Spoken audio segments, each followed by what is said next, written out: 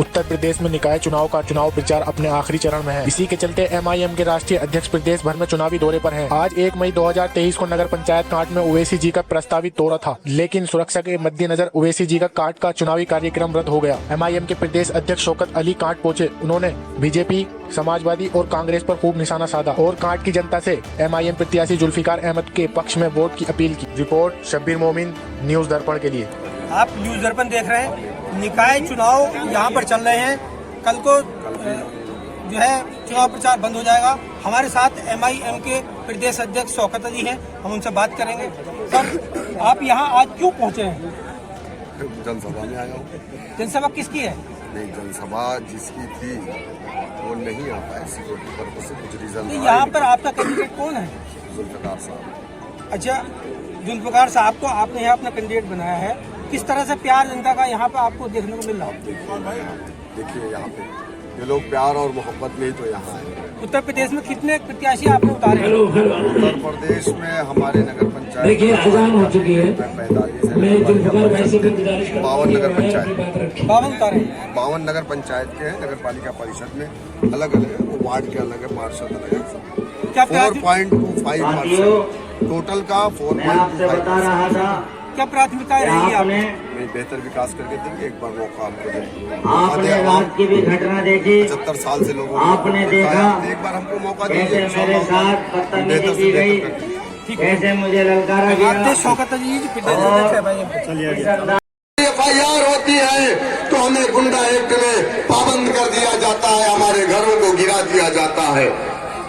जबकि अदालत मौजूद है, फैसला नहीं आया, उसके पहले हमें साबित कर दिया जाता तुम गुंडे हो, तुम आतंकवादी हो, हमारे घरों को गिरा दिया जाता है। वहीं पर उत्तर प्रदेश के अंदर आप देख रहे हैं कि एक लिस्ट गवर्नमेंट ने जारी किया और उसमें 80% बहुसंख्यक समाज के लोगों का नाम है जो गुंडे हैं, क्रिमिनल अपराधी है। बावजूद उसके उनके घरों को क्यों नहीं गिराया जाता? अगर यही सवाल हम करते हैं तो हमसे कहा जाता है खामोश हो, तुम मत बोलो। हम क्यों नहीं बोलेंगे? ये नाइंसाफी है। इस नाइंसाफी के खिलाफ मजलिस इत्तेहादुल मुस्लिमीन आज से नहीं 50 साल से बोलते आई है और इंशाअल्लाह हम बोलते रहेंगे, बोलते रहेंगे, बोलते रहेंगे। मेरे दोस्तों, मेरे बुजुर्गों, जिस समाज का अपना डंडा नहीं, अपना झंडा नहीं, अपना नेता नहीं, अपना सियासी प्लेटफॉर्म नहीं, जमहूरियत में उस समाज की कोई पहचान नहीं होती है।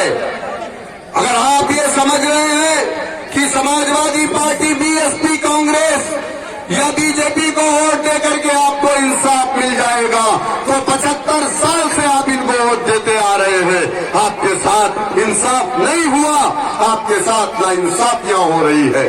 मेरे दोस्तों, मेरे बुजुर्गों, इस मुल्क के अंदर हमारे प्रदेश में जाटव समाज 11% है। इस देश में जाटव समाज के साथ कितनी नाइंसाफियां हुई? आप बताइए, क्या ये सच नहीं है कि उनकी बस्तियों में अच्छे स्कूल नहीं थे, उनकी बस्तियों में जाने के रास्ते नहीं होते थे, उनकी बस्तियों में लाइट का इंतजाम नहीं होता था, उनकी बस्तियों में पूरे शहर की गंदगी को ले जाकर के फेंका जाता था, उनके बच्चों को अच्छे स्कूल में एडमिशन नहीं मिलता था, उनकी बच्चियों के साथ रेप हो जाता था, लेकिन उनकी एफआईआर दर्ज नहीं होती थी। जबकि हिंदुस्तान की जो लोकसभा है, उस लोकसभा में 131 एमपी जाटव समाज यानी SC ST समाज का बैठता है, लेकिन वो MP खामोश था। वो खामोश था, अपने ऊपर, अपने समाज के ऊपर हो रहे जुल्म और अत्याचार, नाइंसाफी के खिलाफ नहीं मुंह खोल रहा था। क्यों? क्योंकि वो कांग्रेस का MP था, वो अपने समाज का MP नहीं था। जब तक उसकी पार्टी नहीं कहती वो अपना मुंह नहीं खोलेगा।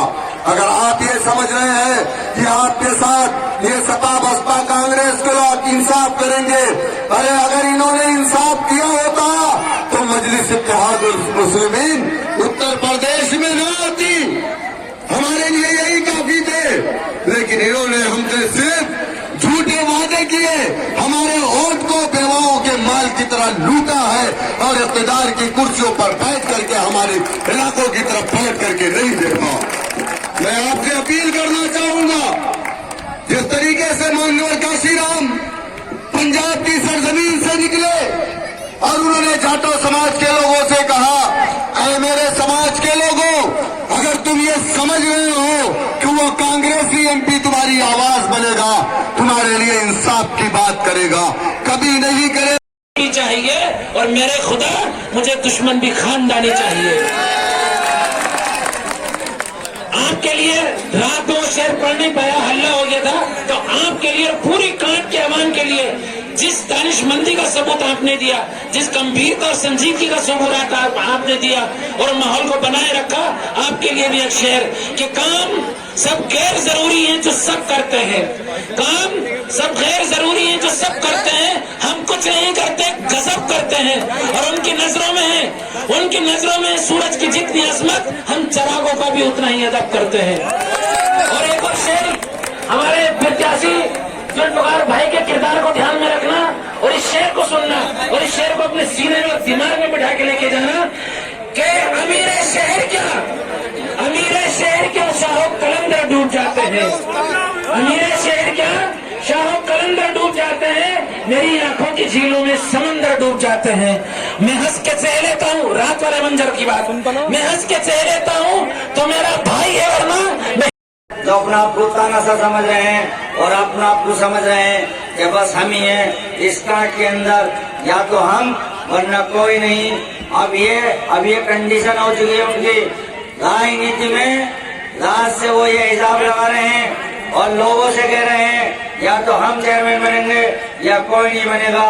इसलिए मैं आपके बीच में कह रहा हूँ, किसी की बातों में मत आना, किसी के बेकाय में मत आना, और एक एक वोट 4 तारीख में सुबह 6 बजे उठकर अपने जो है इस प्यारे बेटे को, इस अपने भाई को, इस उस परिवार के बेटे को ताकत दे देना मौला। अगर जो ताकत आपके काम में आएगी, हमेशा आपका मुस्तकबिल बनेगी।